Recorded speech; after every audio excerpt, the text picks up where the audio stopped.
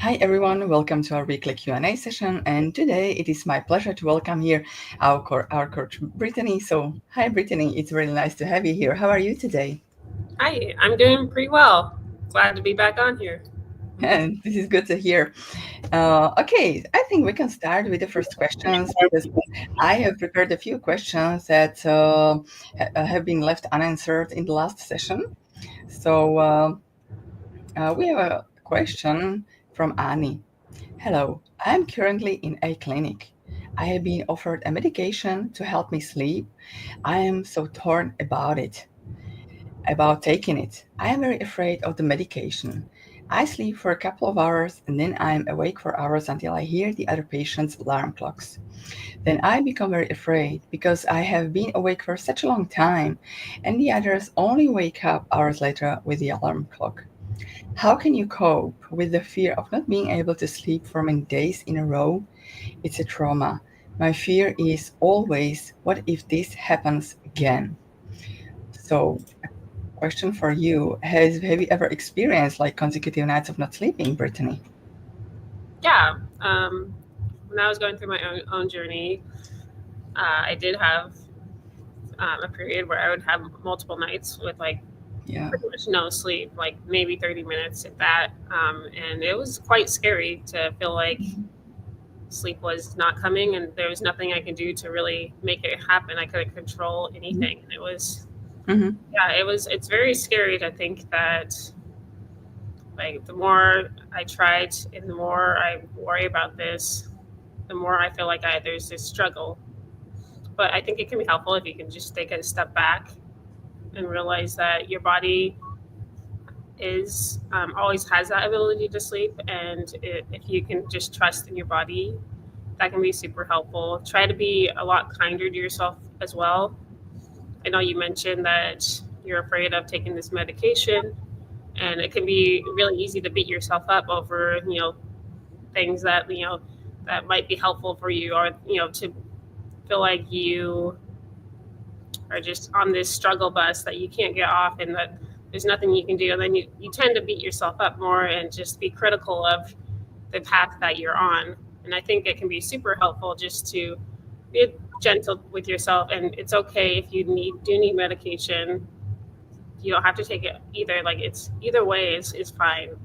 And Mm. can be just very helpful to like notice those moments when you are overly critical and you're finding that there is that fear is kind of contributing to that. So just the observation in itself, I think, can be super helpful.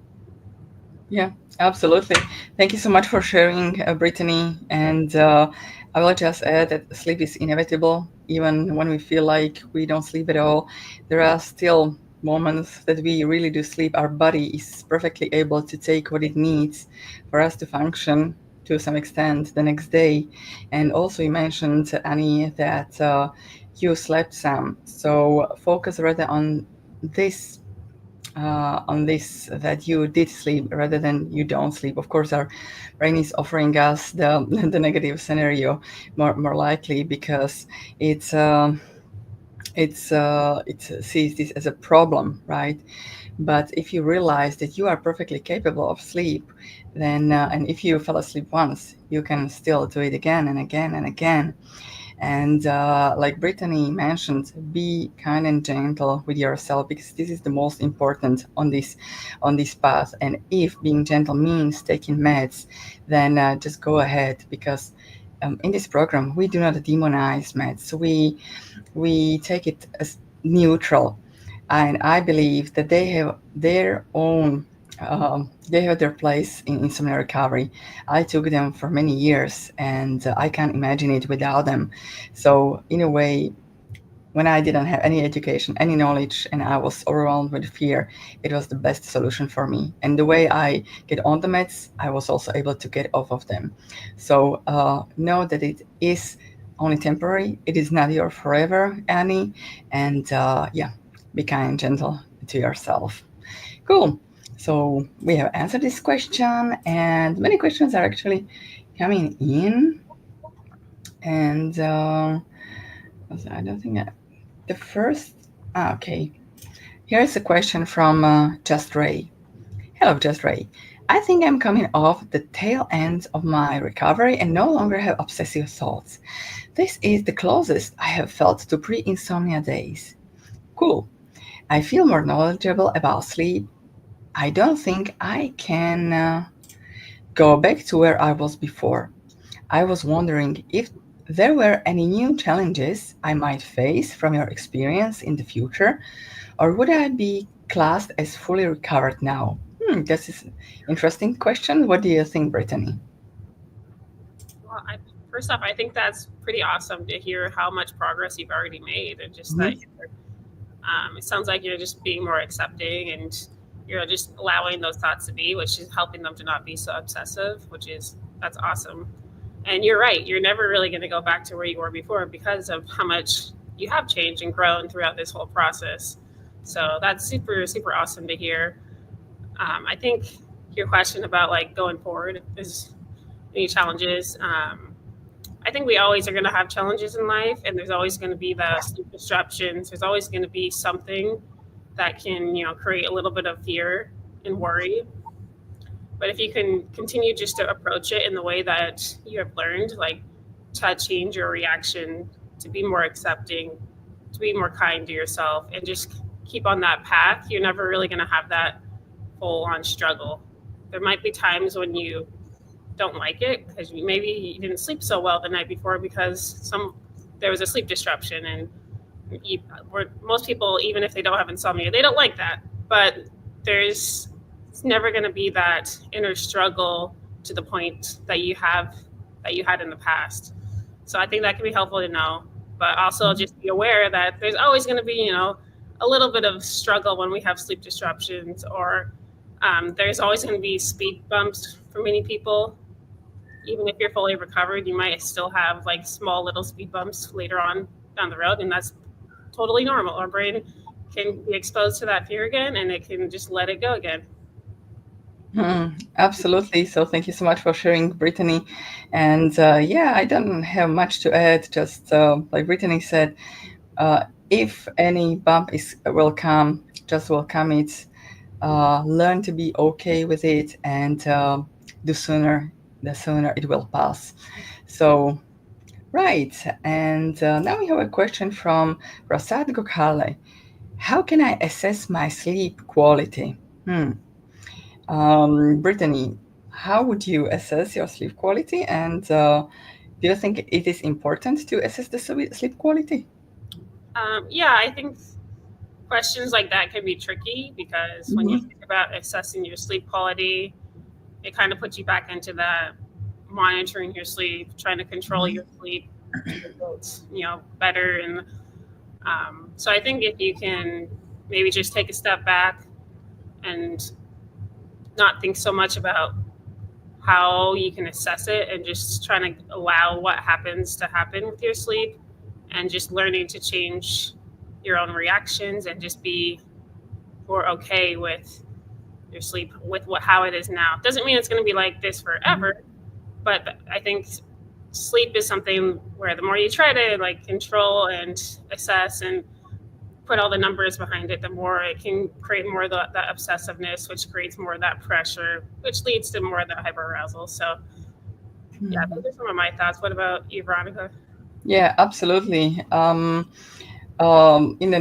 Nowadays, it feels like it's very important to assess the sleep quality because from everywhere we hear the commercial for the sleep trackers and the all the supplements for better sleep, and so of course our natural attention is directed to how well we sleep, right? But I think the direction or only way how to assess our sleep is how we feel the next day, because sometimes we can feel really well on little sleep, right?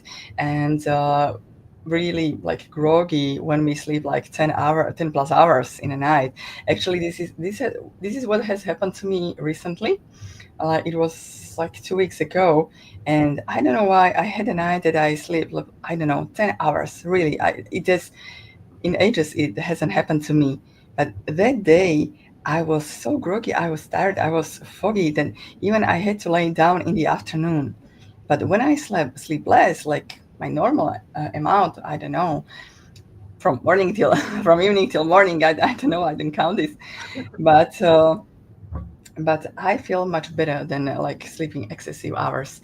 So don't really focus too much on the hours. Rather go by the feeling. So this is what I would add to this. Okay, right. We have a question from Chibi. Do you think that your body ever recovers itself after years on sleeping pills? Is it possible to sleep deeply again, or is the body broken? So, what do you think? Yeah, that's a great question. I think that with medication, like it can be easy to put a lot of fear and worry into how it will affect your natural, sleep drive and how it's just going to affect you long term. But there's been so many people that have gone through the insomnia struggle and been on it medication for years, and once they are able to change their approach and just like learn the way to like approach it so that it's more of like a letting go, and the just approach that we have, they are able to let go of the medication as well, and their natural body sleep drive is able to just take over.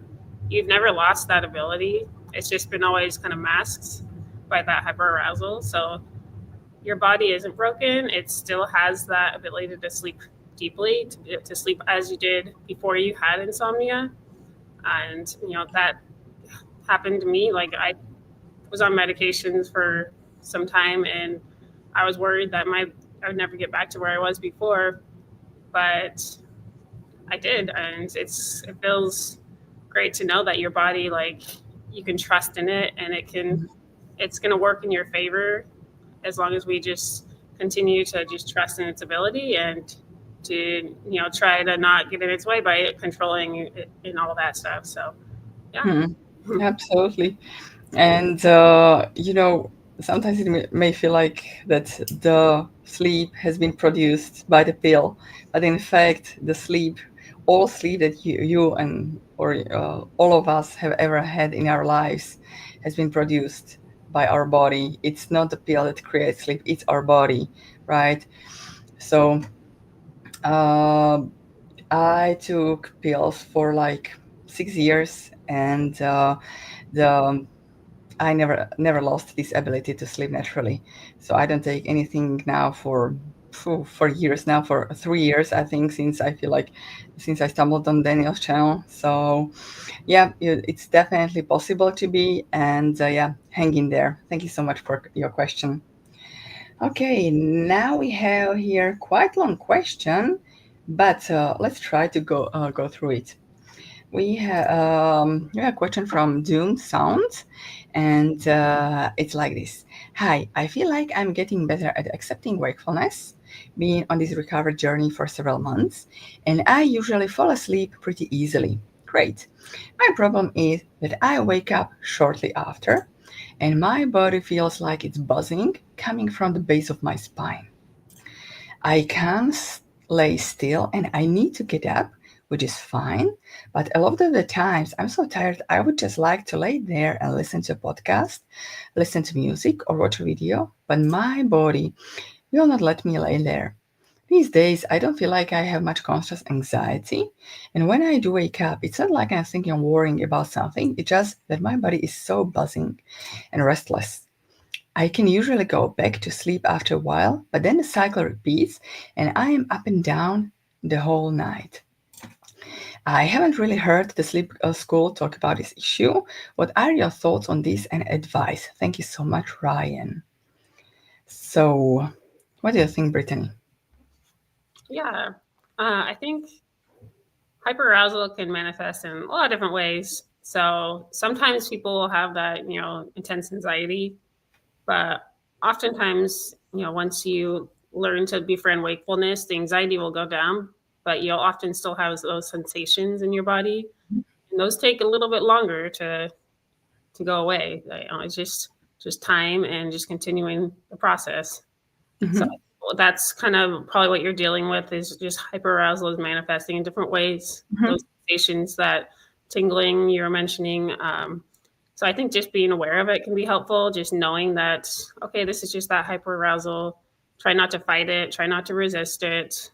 Just observe it. Allow it to be there. That can all be super helpful. Mhm. And yeah, I think just allowing it to be there is part of the process. And just going through the night. And you mentioned you like to lay in bed and do all those Mhm. things, and see if you can feel those sensations, listen to those, listen to the messages that your body's telling you, and also do the things you like to do at the same time. Like you don't have to like force yourself to do one thing or the other. Just whatever feels right, I guess, in the moment can be super helpful. Try not to, force yourself to be doing, just the things that you think you should be doing. Mhm. Yeah, perfect answer, Brittany. I totally think the same. It is just one of the ways how hyperarousal may show up in our body. And I have heard people talking about this exact same issue, same symptom, Ryan. So don't worry, it is not unique. It is not anything special. It's very normal experience. And it's just one of the many symptoms. Like, for example, some people wake up drenched in sweat. Some people wake up like with pounding heart, and this is simply just another manifestation of hyperarousal, right? So, like Brittany said, observe it, stay with it, and literally befriend it. Approach it with a curiosity rather than the fear, rather than, oh my goodness, this is an obstacle to my sleep. This is something that has disrupted sleep. Mm. It's this way of seeing the things is not really helpful. Rather than, aha, my brain is just creating this because it wants my attention, because there is this perceived threat. And the only way how to overcome this is send the messages of safety to my brain, like, hey, experiencing this discomfort is not really nice, but it's actually safe. And Right, so see what can help you make feel better with this symptom. Like, for example, the place where is it coming from, you can gently massage it for a while, or just really just focus on it for a moment. Like, just observe it in a way. How does it really feel? Is like tingling, is like electric shock, is like buzzing, just all of it. Just add all the adjectives that you can come up with, Ryan, in order to show your brain, hey, I'm not afraid of it. It's okay if I feel like this. And sooner or later, it will get easier and easier. Cool. So we answered also this question. And right.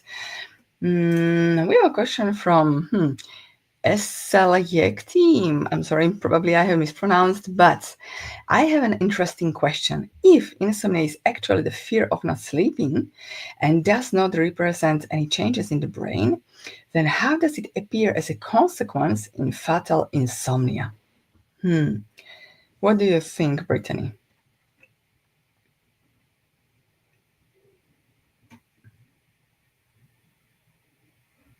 Um, I'm a little confused about that Okay, question. maybe I can start here, and I think that first we need to kind of like understand what is fatal insomnia.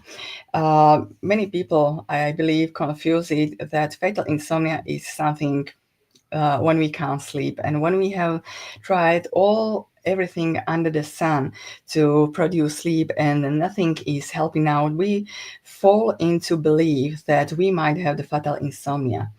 But in fact, if you would study more about it, and actually there is an interview with someone whose relative had actually fatal insomnia, but it is, you need to know that it is a neurodegenerative issue, that disease, that it's affecting your whole body. And insomnia, like not, the ability of not sleeping, is just one of the symptoms, but it first, beforehand, comes the other symptoms like impaired vision, the inability to move your limbs. There are like really many others, and in fact, um, there has been like 22 documented cases worldwide that has been really proved that it was fatal insomnia. So if this doesn't run in your family history, I wouldn't be worried about it, because the only way how to kind of get it is that you just inherit it by your parents.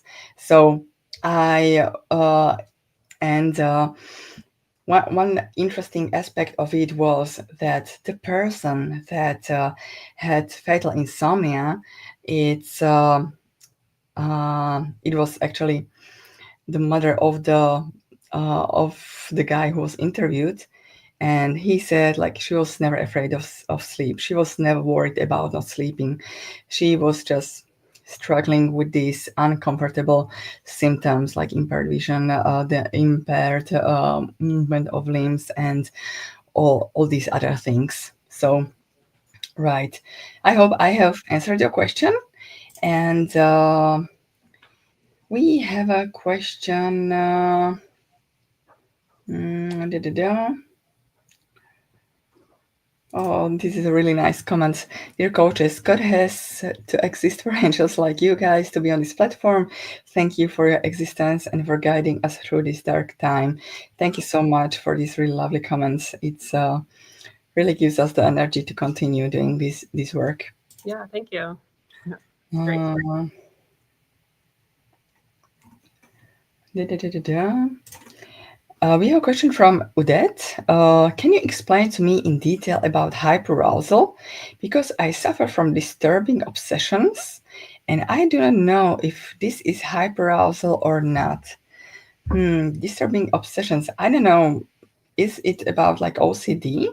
Do you think, Brittany? Would you like to answer these questions or we move on? Yeah, I could go ahead and give it a go. Let's see. So hyperarousal is your body being in like that fight or flight mode, and I think it can definitely lead to obsessions when it comes to like obsessive thoughts and obsessive like things that might be a threat to you. You're obsessive about like how you can keep yourself safe, especially like at night. Like I know I used to be super obsessive about certain things. I couldn't sleep unless I checked the heat in my child's room. It had to be like the perfect temperature. I Hmm. had to check it like 3 times before I could fall asleep. That was like really random obsession I had, and it was because I was just in hyperarousal because I had that fear of like there being a threat of being awake. So like it all stemmed from that fear of being awake, and it led down this rabbit hole of I'm obsessed of these little things like that I have to control, and so I think hyperarousal can lead to it. There probably are situations too where if you have OCD, it's that doesn't necessarily mean you're hyperarousal. Like if it's something during the day and you're very obsessive about having, your kitchen completely perfectly clean and you have to clean every little tiny speck of dirt throughout the day. But you're relaxed throughout the day. Besides that, like that might not be associated with hyperarousal. But I think oftentimes in a lot of cases, there is like a connection because we tend to be in that more fight or fight mode when we can't control the thing we're obsessed about. And hyperarousal does come from being in that fight or flight mode. Absolutely. Thank you so much for answering, Brittany. Yeah. Cool. And we have one longer question from Amber. So, hi, Amber. I have been having gradually worsening sleep over the past couple of weeks.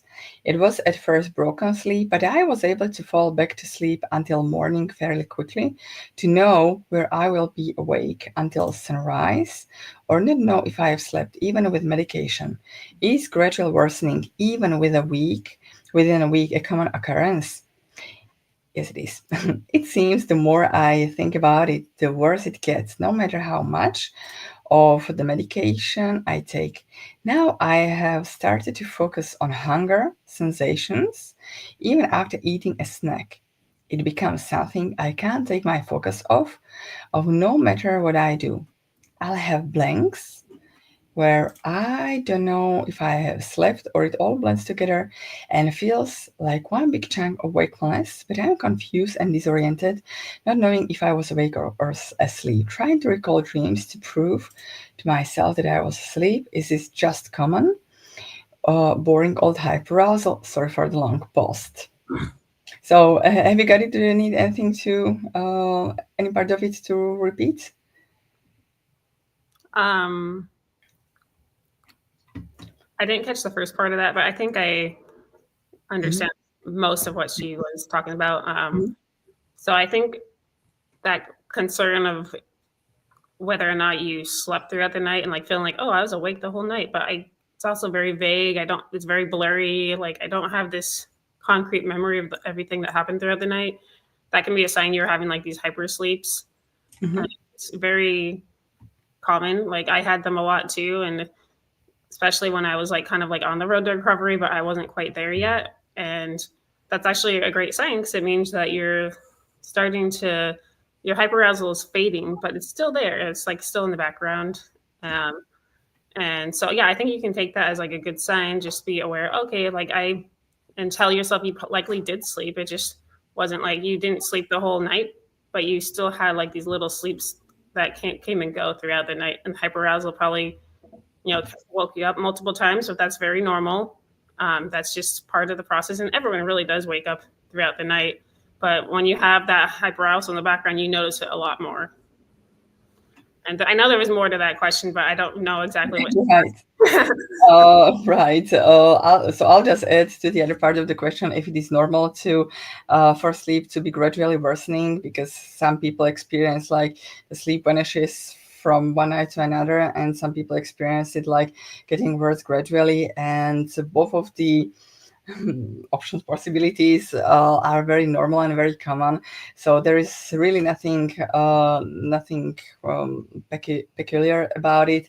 It's perfectly normal, and what matters the most is, um, regardless of how the night goes, uh, we need to live our days to our best, the way we planned it, to the way we wanted it to be, and because this way we are showing our brain that, um, we are kind of like taking it down from the pedestal that we have put it on, and the less focused we are on how we sleep at night, how many hours we get gathered at night, then uh, we are telling our brain that our sleep doesn't have to be in the center of the focus.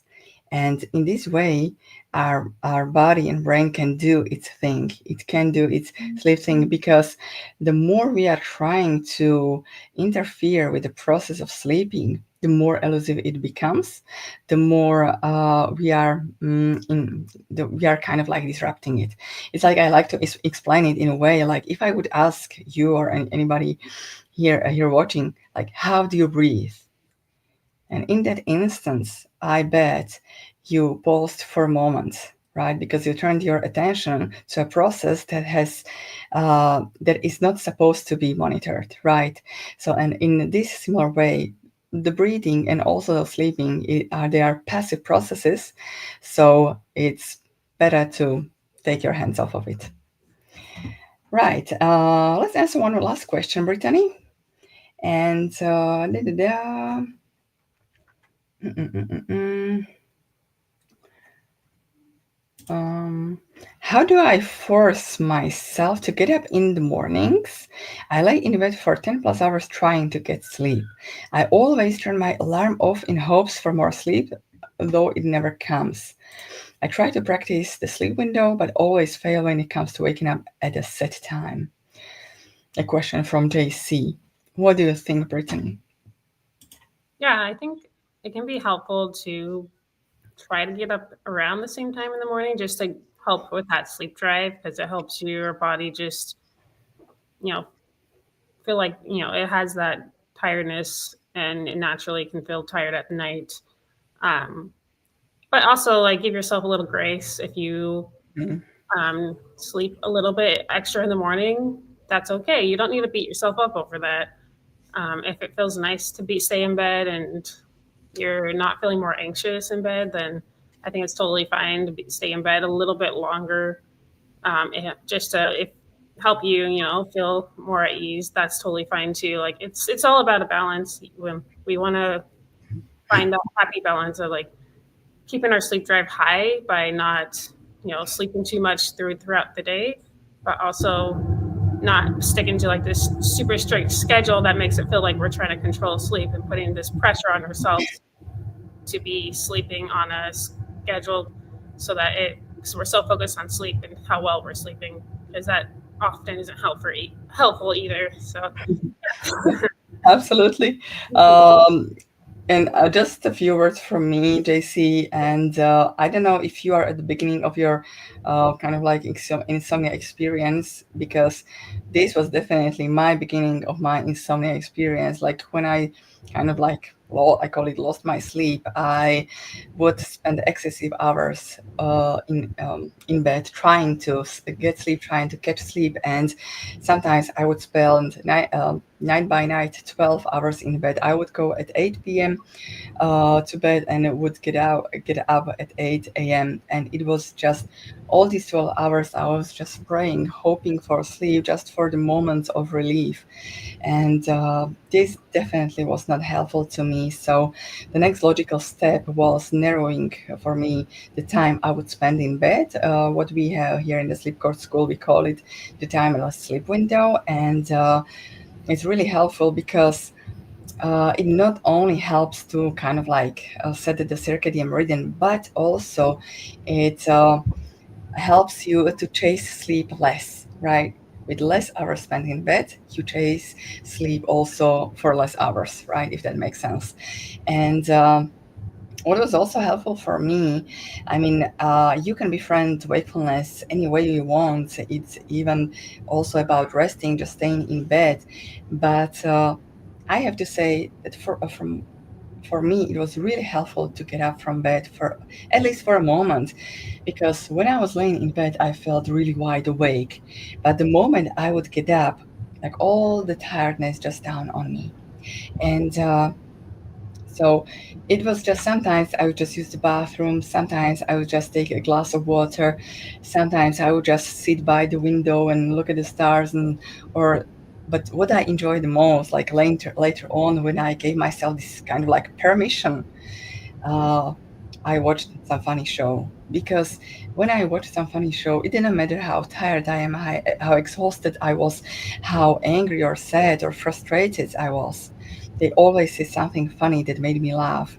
And when I laughed, I was sending the signals to my brain like, hey, it's not so bad to be awake at night. It's actually safe, right? So, and my breaking point in insomnia recovery was when I, when I, in the evening, when I got the thought, like, what if I don't sleep tonight? I would say, if I don't sleep tonight, I still can watch my funny show, right? So, yeah, I hope this was helpful, JC. And I think we can wrap up here. And thank you so much, Brittany, for coming here, for supporting our community. And thank you, everybody, for watching, for posting the questions. And I will see you next time. Bye bye. Take care. bye guys.